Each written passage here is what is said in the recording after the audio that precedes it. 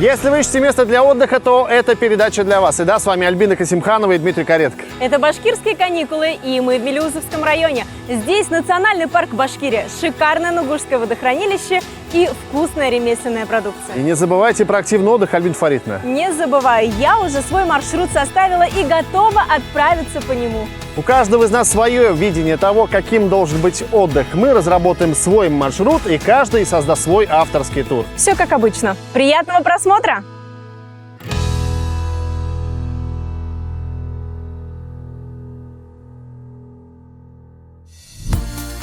Задача наших каникул – создать личный авторский тур по самым живописным местам Башкортостана. И нам важно выяснить, сколько денег на это потребуется.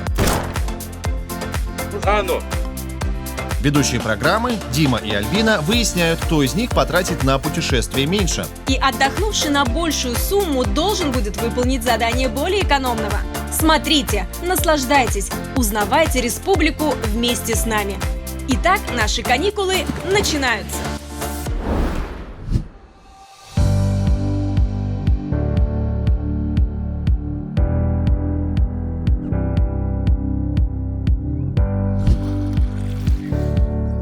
Свой авторский тур в Мелеузовском районе я решила начать с Нугушского водохранилища. Центр притяжения туристов всей республики, конечно же, гостей нашего региона. Находится он в национальном парке Башкирия, и проведет по нему директор Владимир Михайлович. Здравствуйте. Здравствуйте. Ну что, какой у нас сегодня маршрут? Водная прогулка по Нугушскому водохранилищу. Ой, чудесно. Мы сейчас пройдем вон за те скалы и посмотрим на наши красоты. Ну что, идемте вместе посмотрим.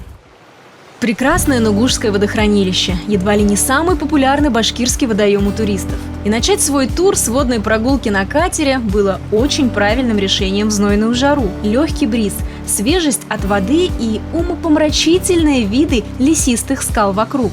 Со всех сторон наше судно провожают турбазы, детские лагеря, кемпинги. А если заглянуть в чащу леса, то можно наткнуться на красивые природные объекты. У нас много различных видов животных, растений. И если говорить про самого интересного нашего обитателя, это, конечно, бурый медведь. Мы скромно претендуем на звание европейской Камчатки, потому что медведей здесь, да, мы считаем, что самая высокая плотность бурого медведя в европейской части России – это на территории национального парка Башкирия. Башкирское народное творчество богато на сказания и легенды, связанные с природными объектами вокруг Нугушского водохранилища. Кстати, название реки Нугуш в переводе с башкирского языка означает «чистая вода». А по легенде башкир, Нугуш – это батыр, освобождавший землю от злых чудовищ. Холодная водица бьет ключом, девичьи слезы, вот они какие. Ну и традиционная легенда нашего башкирского фольклора о том, что девушка юная, красивая, которую хотели отдать замуж за мужчину постарше, забралась на вершину скалы, бросилась с нее, а вот слезы ее по сей день стекают с этой скалы красивым холодным ручьем. Крупные хищные животные в окрестностях Нугушского водохранилища встречаются редко. Даже несмотря на то, что их здесь не просто много, а очень много. Однако есть хищники, видом которых можно насладиться без опаски. Например, этот медвежонок-скала – одна из достопримечательностей национального парка. Природа создала его на стыке двух рек – Нугуша и Урюка. И он прекрасно влился в природный архитектурный ансамбль.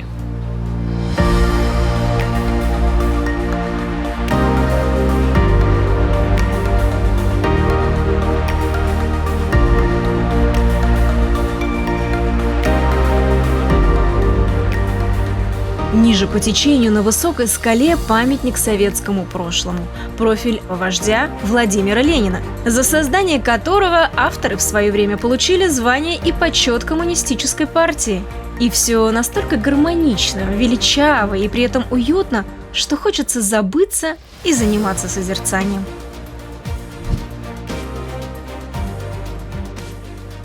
Несмотря на то, что на Нугуше очень много прогулочных лодок, катеров, различных водных развлечений, всегда можно найти тихое, уютное место, где наслаждаешься теплой водой Нугуша, невероятно красивыми видами скал и, конечно же, вдыхаешь аромат сосен, можжевельника.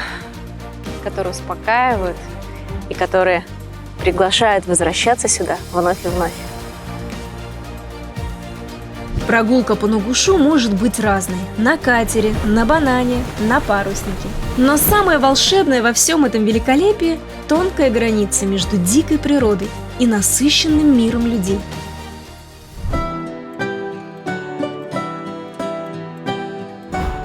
Старинное село Воскресенское, основанное в 1745 году. Абсолютно уникальный туристический объект на карте Башкортостана. И визитная карточка района. Главная достопримечательность – Воскресенский медиплавильный завод. Когда-то мощное промышленное предприятие, сейчас хорошо узнаваемый памятник архитектуры. Но обо всем по порядку. Село Воскресенское – первая точка моего личного авторского тура, и место выбрано не случайно. Во-первых, приятные глазу ландшафты. Во-вторых, мощная промышленная история. И в-третьих, говорят, что здесь очень любят гостей. У туристического визит-центра гостей встречают песнями и плясками. И нужно быть готовым к тому, что местные попробуют раскрыть творческий потенциал визитера.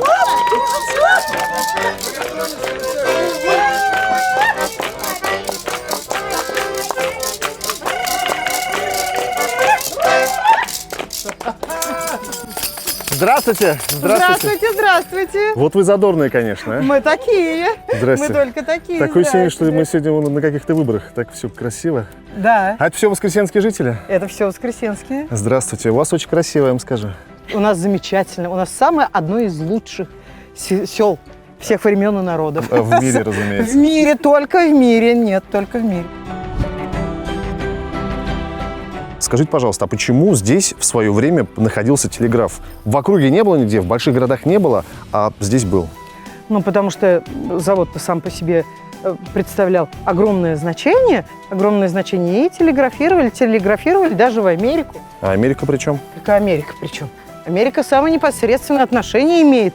Вернее, не мы к ней, а она к нам. Потому что плащ статуи свободы из воскресенской меди. Вы сейчас не Вот шутите. Я не шучу. Ну как же я могу шутить, когда все знают об этом. И маленькие, и взрослые. Не, подожди, мне нужно время.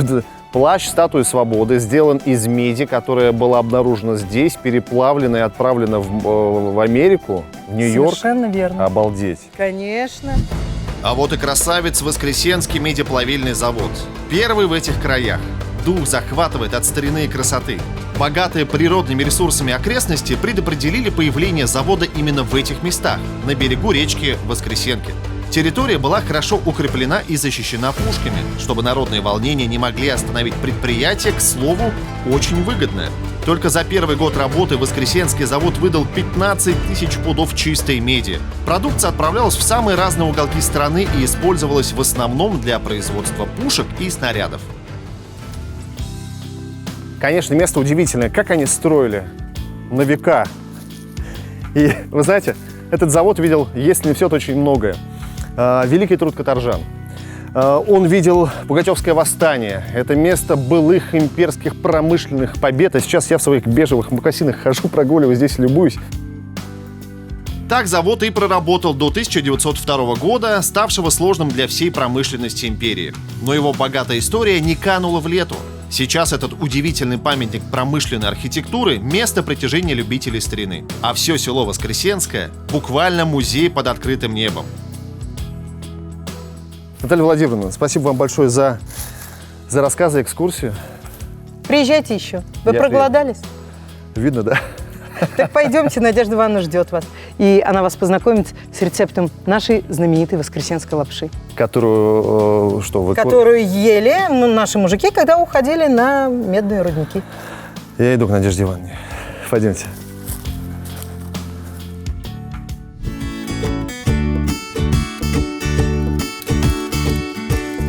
Воскресенская лапша – яркий элемент гастрономического туризма. Было несколько вкусов. Это грибная лапша, это томатная лапша, это лапша с зеленью, классическая лапша с яйцом просто. Ну, лапша и лапша, скажет вдумчивый зритель. Как ее можно сделать особенной? Можно, если приготовить ее на свежем воздухе и знать историю. Подобную лапшу ели местные мужики, уходившие добывать медную руду. Такие командировки, как правило, длились неделями, следовательно, отправлялись только продукты длительного хранения. Осталось опустить лапшу в казан с бульоном, подождать 5 долгих минут и вуаля! Воскресенская лапша готова.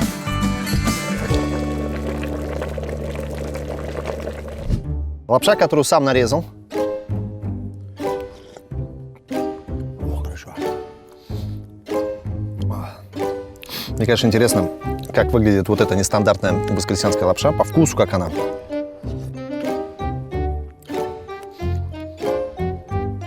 Плотненько, вкусненько. Я, конечно, не могу сойти за эксперта по лапше, но это очень вкусно, ребята.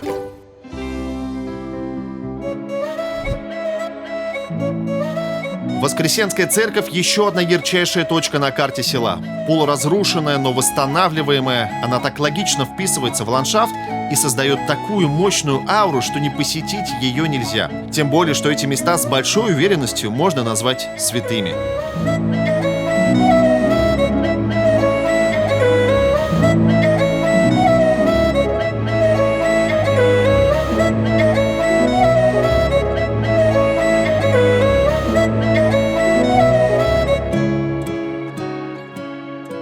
2010 год на территории практически всей Российской Федерации. Сильнейшая засуха, она, конечно же, касается этих мест. Местные бабушки начинают читать молитвы. Через какое-то время сюда привозят Табынскую икону Божьей Матери. С ней проводят крестный ход вокруг села Воскресенского. А через 3-4 дня после того, как икону увозят, здесь, на территории храма, вот буквально здесь начинает бить ключ. Удивительно даже не это. Удивительно то, что ключ, по словам специалистов, здесь бить не может. Просто потому, что под храмом проходят подземные ходы, прорытые еще во времена функционирования завода. Ну не чудо ли?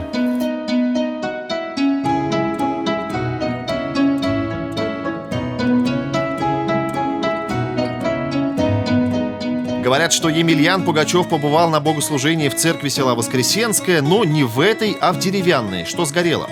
Церковь вновь была отстроена в 1788 году на деньги, собранные всем миром.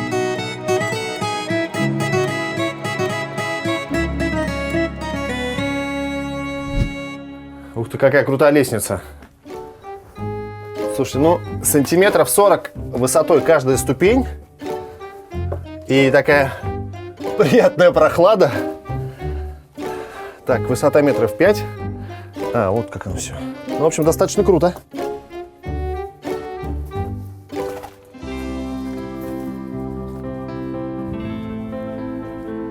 А, еще одна лестница. Конечно же, крутая. Видавшие виды. А возможно, и основатели медиплавильного завода.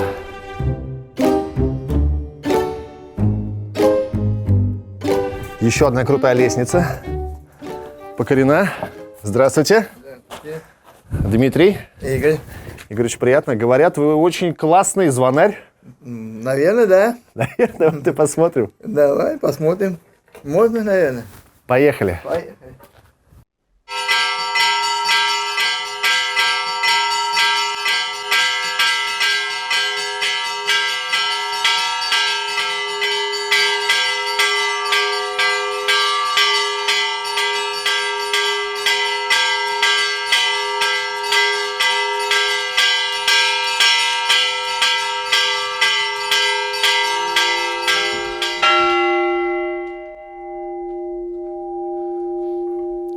Вот моя карьера звонаря как началась, так мы, видимо, ее сегодня и закончим.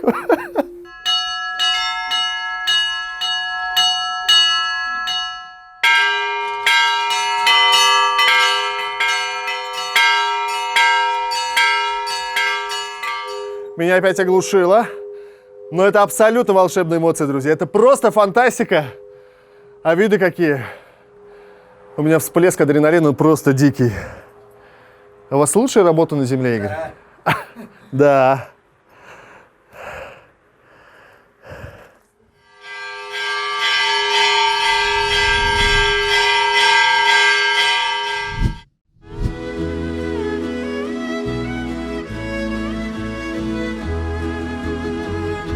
Хутор Андреевский, Мелеузовский район Башкортостана. Здесь расположена ферма с броским названием «Башкирская коза». Здравствуйте. Здравствуйте, Альбина. Рад вас видеть на нашей территории. Очень приятно. Ну что, показывайте? Да, конечно. Как вы здесь живете? Чем занимаетесь? Что у вас происходит? Расскажем.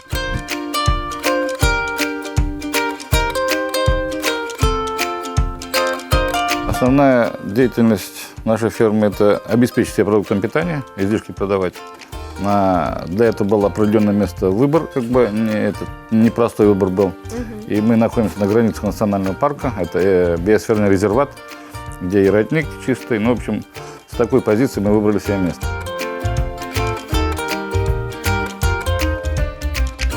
Проводите экскурсии, я правильно понимаю? Да. Мне все покажете? Да, конечно. Попробовать дадите? Да. Всю философию мы сейчас будем показывать, рассказывать. Порядок и чистота в сарае – не перфекционизм хозяина фермы, а выставленное самому себе требование создания максимально комфортной жизни козам. Если бы у сараев, как у отелей, существовала звездочная система, то этот сарай стал бы 5-звездочным. А среди его жителей не только козы, но и милые кролики – моя давняя любовь.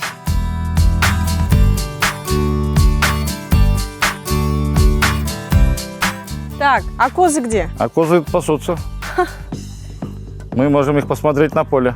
Ну, идемте смотреть на коз в поле.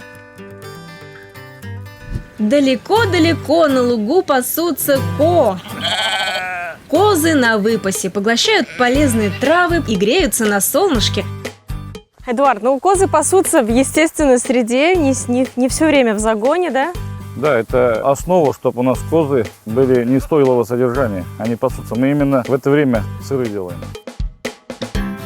Вы только посмотрите, это же олененок Бэмби, смотрите, как Да. пятнистый, красивый. Шикарнейшее молоко, 6,7%. Эта порода выведена от англонубийской породы. Суть экофермы не только в разведении необычных пород коз, которые в процессе ассимиляции стали башкирскими. Альбина, у вас есть утром уникальная возможность в 6 утра встать, подоить козу. Вы мне доверяете? Я доверяю вам. Вот я вам доверяю. Вы не думаете, получится? Конечно. Ну все, будем пробовать. 6 Ждем утра. утра. В 6 утра? 6 утра, А да. попозже нельзя? Никак. У нас тайминг там. Именно здесь у нас тайминг существует. Хорошо, принято. Будем доить козу.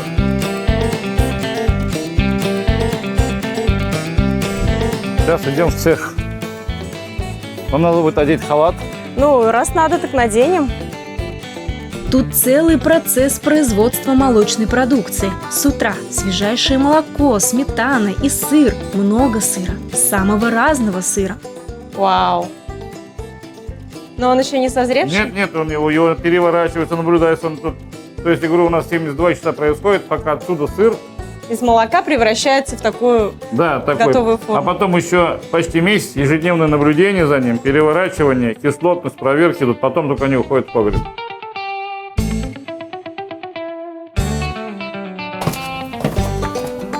Ой, как тут становится уже холодно. Это, я так понимаю, самый хороший климат для сыров. Это прям самое, на самом деле, 12 градусов температура держит, 11-12 градусов и влажность. Тут, и определенная, вот стоит термометр, или как его называют. Здесь все даты написаны. Здесь написано, где козы паслись, дата, какую траву они кушали. Отмечаем. Мы это для себя как эксперимент делаем. В общем, личное дело каждого клубочка сыра. Совершенно верно. Здесь стопроцентное импортозамещение. Реализации продукции в магазинах нет. Все разбирают туристы. Вот, пожалуйста, шпажки. Вот эти Молодой вот, сыр это который? Это который самый светлый. Это прям самый светлый, это буквально несколько дней этому сыру. Это итальянский сыр примасали. Он такой нежный. Это как мягкие сыры, которые на хлеб намазывают. Да, совершенно верно. Это единственный сыр итальянский, остальные сыры у нас французские. Вот это уже. Итальянскому прям 5 баллов. Очень вкусно. Дикий нрав, пожалуйста, за что Вот вы тот благодарите. самый, который... Да, то есть это мы получали золотую медаль.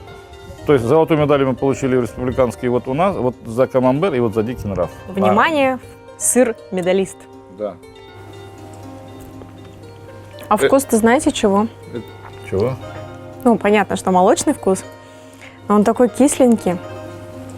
Они все вот разные, поэтому он дикий нрав называется.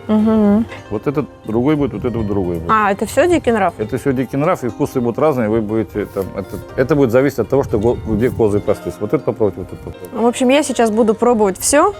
Как вариант, съем все. А вы не сможете попробовать. Вам придется просто поверить, что это безумно вкусно.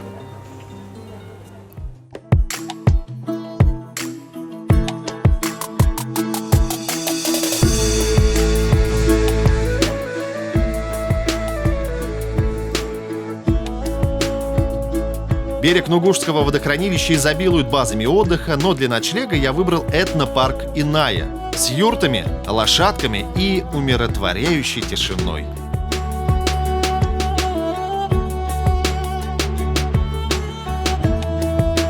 Каникулы, конечно, должны быть насыщенными, но мне уже 34 года, и коленные суставы обращают внимание на свое существование. Поэтому пора отдыхать.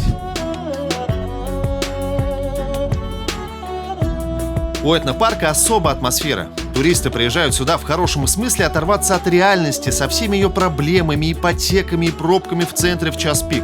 Здесь как-то свободно.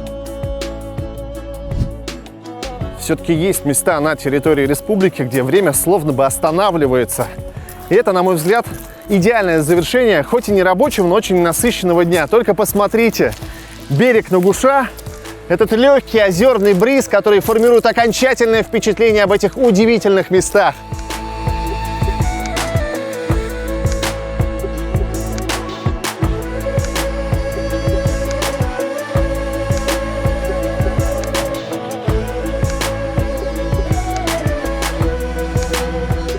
После получаса медитации с черным котом пора обустраиваться. Жить буду в полупрозрачной сфере.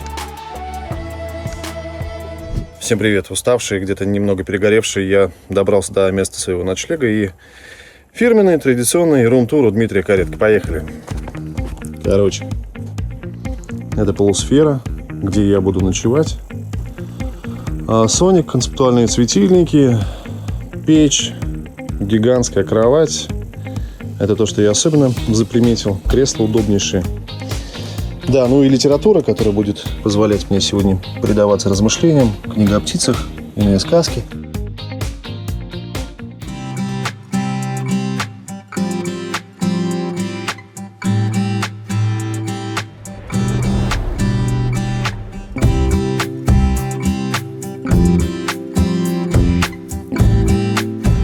Приехав в Мелеузовский район, какой бы тур для отдыха вы ни выбрали, всегда находите время для того, чтобы насладиться рукотворными достопримечательностями местности. Как вот, например, вот этот висячий мост через реку Нугуш. Согласитесь, интересно. Но на этом сделаем паузу, потому что пришло время отдыхать. И совсем скоро я расскажу вам, где я решила остановиться.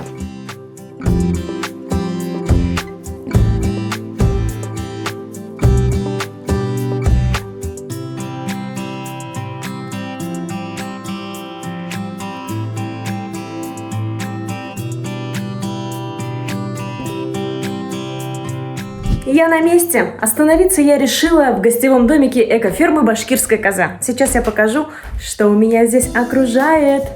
Внимание, смотрите, это красивый камин. Сколько здесь, интересно, камней. Диван для отдыха, стол, настоящее дерево, кровать. Кровать – это то, что нужно. Ух ты! Это что? Настоящая русская печка?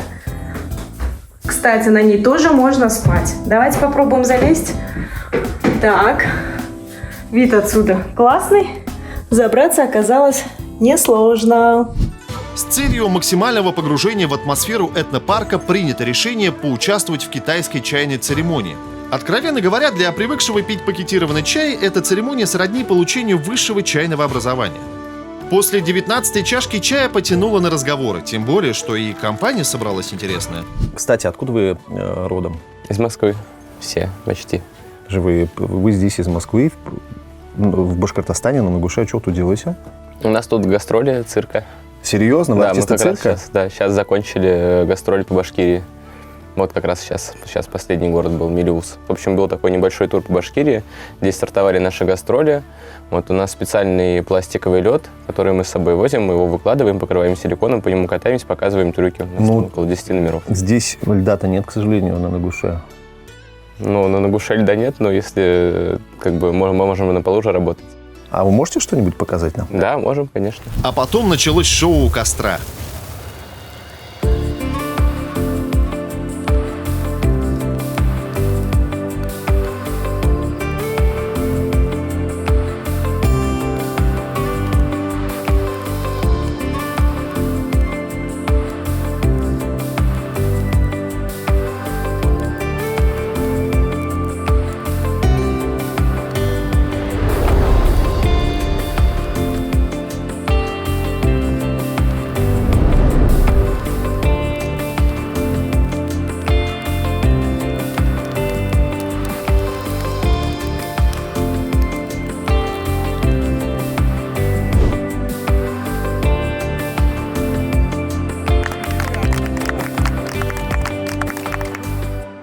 Вот и завершился первый день моего авторского маршрута по Мелеузовскому району. Но какой бы я уставшей ни была, я ни за что не упущу возможности попробовать на себе спа-процедуры экофермы.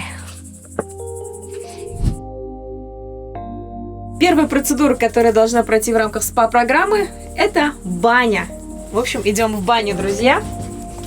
Баня моя любимая. Ой, смотрите, это же баня по-черному. Я в первый раз иду в такую. Ой, ой, ой.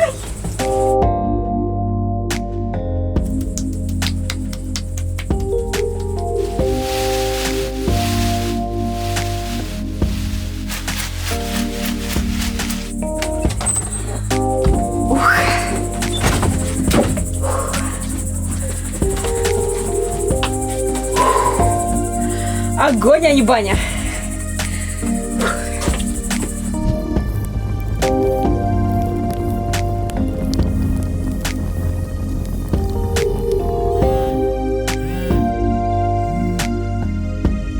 Привет, Альбин. Да, Дим, привет. Я в чайне с горячей водой.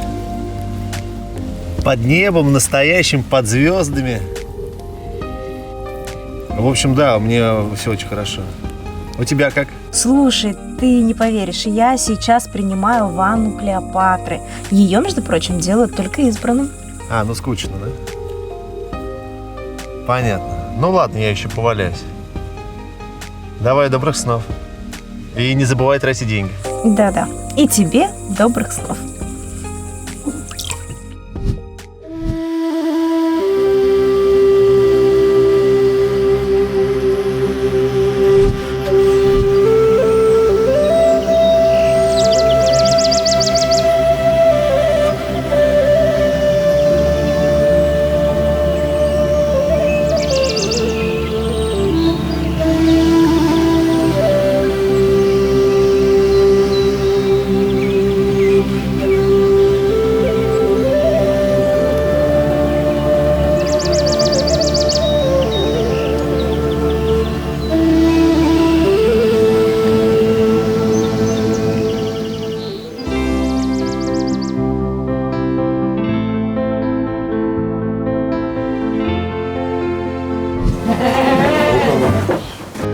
В 6 утра, Альбина, утренняя дойка. Надо сейчас попробовать себя в дойке. Так, где моя ведерко? Ведерочка ваша, пожалуйста. О, оказывается, несложно, да, Альбина? Вообще не сложно. Ну и сколько коза дает молока? Не выдаешь, за день устанет рука. Но эта коза дает где-то, наверное, около 4 литров. Так, сколько у вас коз на утренней? 38. Скажем так, надоит. 38 коз, и доит их сколько человек? Доит один человек. Один человек, 38 коз? Да. Я думаю, у меня работа сложная. На самом деле, там еще нет даже стакана молока. Есть одно но, устают руки.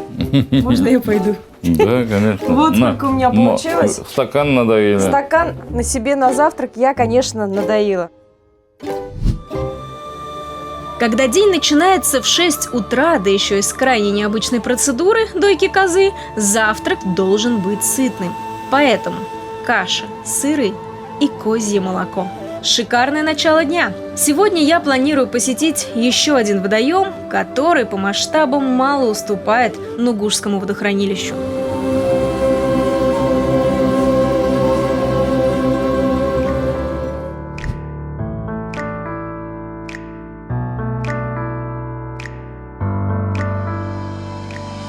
Уникальность Мелеузовского района в том, что здесь расположено целых 2 водохранилища. Сегодня я приехала на Юмагузинское, самое юное башкирское водохранилище. Яркое, эффектное, обещающее красивый отдых. И, говорят, здесь очень много рыбы. Ну что ж, поверим и проверим. Справедливости ради отмечу, что большей частью водохранилище расположено на территории соседнего с Мелеузовским Кугарчинского района республики. Но проехать мимо я не могла. А путешествовать по этим спокойным местам мы будем на водном транспорте. А вот в плане водного отдыха туристы что предпочитают? Рыбалка. Рыбалка? В основном рыбалка, да. Я могу порыбачить? Вы меня научите? Ну, можно попробовать. О, классно. В Юмагузинском водохранилище обитают щуки, окуни и другая хищная рыба. Особенно хорошо в последнее время расплодился судак. Однако нужно подыскать место для рыбалки. Только посмотрите, как здесь красиво и как атмосферно. Короче, склифосовский берешь. Берешь и... И вот это вот отпускаешь, вот это вот надо поднять. Тихо, сейчас упадет. Да-да-да. Вот так. И теперь отпускай. Все. И она сама просто разматывается? Она сама будет просто разматываться. И да. ищет рыбку сама? Ну, типа того. Да. Водоем довольно глубокий, вытянутый в длину и узкий в ширину. Протяженность береговой линии составляет 124 километра, а длина самого водохранилища 57 километров. 57 километров скал и лесов. Но вернемся к рыбалке.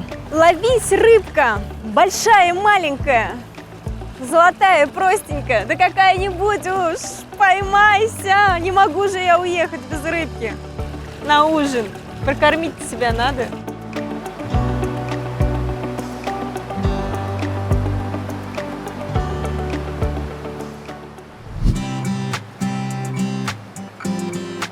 Рыба, это рыбка! Или палка. Нет, это рыбка. Или палка.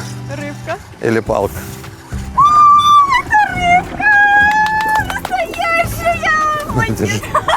Классно!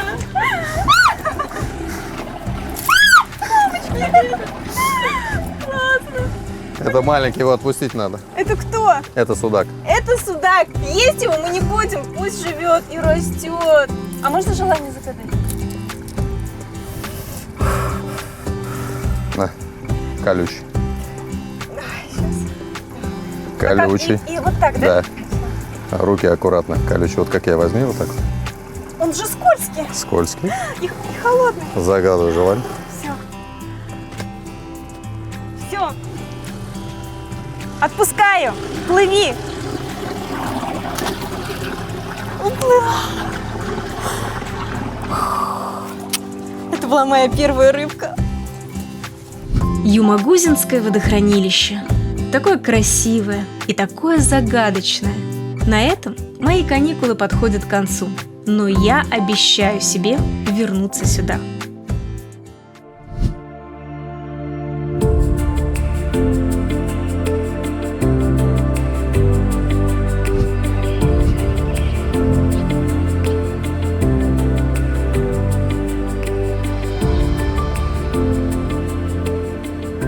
Утро начинается с поиска транспорта на знаменитый водопад Куперля. Побывать в Мелеузовском районе и не увидеть одну из главных достопримечательностей – ни за что. Благо, проблем с поиском автомобиля не возникло. Добро пожаловать на Нугуш. Спасибо. Добро пожаловать на Брод. Вперед на Куперлю. Поехали.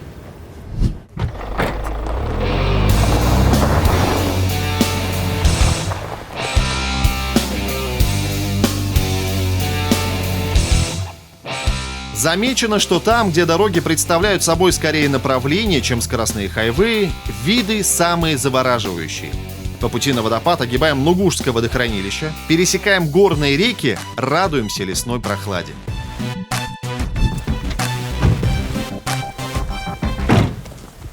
Ну так, трясли немного. Водопад Куперля находится на территории национального парка Башкирия, изучить который за один день просто невозможно. Бурый медведь, волк, рысь, лиса, которых здесь в изобилии, к счастью для нас, в этот день выбрали другие тропы. 2 часа отсутствия дорог, и необъятный нацпарк распахивает ворота Куперли, до которой, правда, еще топать и топать. Ох ты! Ох ты! Ёлки-палки, это же... Это какой-то Мелюзовский Гранд Каньон. Эй! Эй! Я сейчас не привлекаю медведя, интересно, а? Нет, не переживайте. Наоборот, отпугиваю. Да. Эй! Эй! Эй! Для тех, кто не знает, так делал Фредди Меркьюри на своих концертах. И, наверное, Айдар Галимов.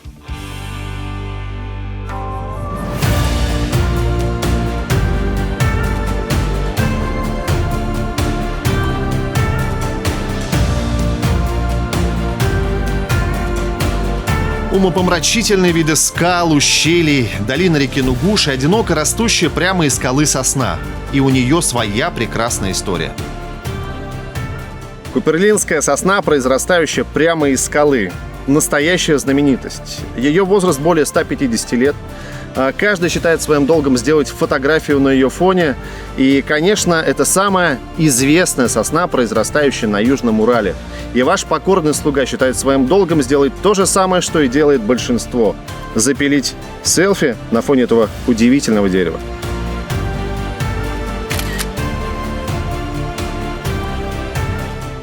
Сосна красивая, я ужасный. Как всегда.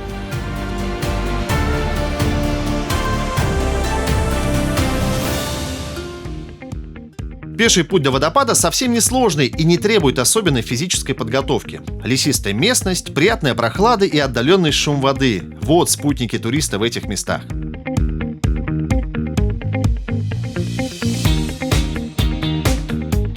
За несколько десятков метров до водопада выходим к красивейшему Куперлинскому карстовому мосту.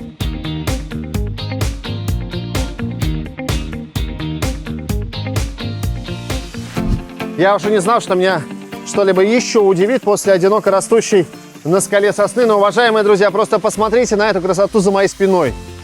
Это карстовый мост с очень простым и запоминающимся названием Куперля. Здесь все называется Куперля. Этот мост выполнен природой в форме ворот. А вообще ранее здесь была большая пещера, которая в дальнейшем саморазрушилась, явив миру эту удивительную красоту. Сейчас здесь можно испить водицы.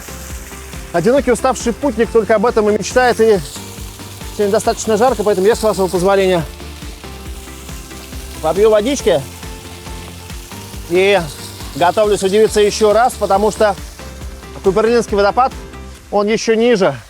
И мы готовимся к еще одному моменту, который нас просто обязан удивить.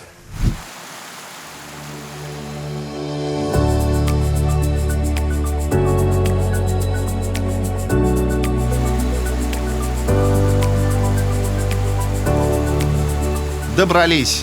Вот он, знаменитый водопад Куперля. Всем Куперлям Куперля. Его водные потоки образованы достаточно резким перепадом высот берегов реки Куперля, притока Нугуша, отчего водопад имеет быстрое течение, которое по весне достигает своего максимума.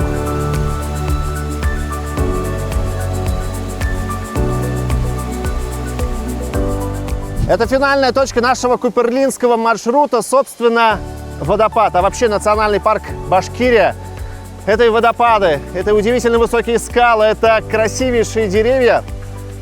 И что самое главное, друзья, все это лишь малая часть того, что мы смогли увидеть и показать вам. Обязательно к посещению. Альбина Фаритовна, привет. О, Здравствуйте. привет, привет. Ну что, как отдых, как твой тур? Обалденно, отдохнул, увидел столько всего интересного, классного, бодрящего. У тебя как? Прекрасно. Я была на 2 водохранилищах, поймала вот такую рыбу и продегустировала сыры из козьего молока башкирской козы, между прочим. Сейчас мы выясним, сколько стоит вот такая рыба. Альбина Фаритовна, сколько денег ты потратил на свой авторский тур? Ты первый. 13 350. Я понимаю, что много, но... Я потратила 26 600 рублей. Ты что, на вертолете летал? Подводную лодку там заказывал, что ли? Посмотришь потом. Короче говоря, ты проиграла и выполнишь задание, которое я не могу выполнить сам. А ты должна встать на гвозди. На гвозди? Да. Это же больно, Дима. А вот поэтому ты должна встать на гвозди. Хорошо. Я попробую встать на гвозди. Друзья, это были башкирские каникулы. Пока-пока!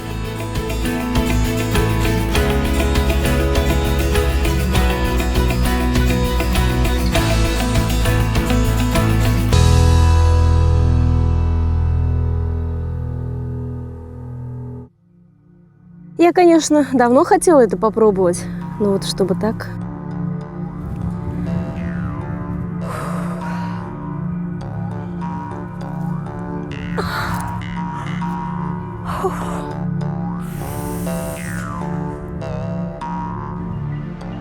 Все.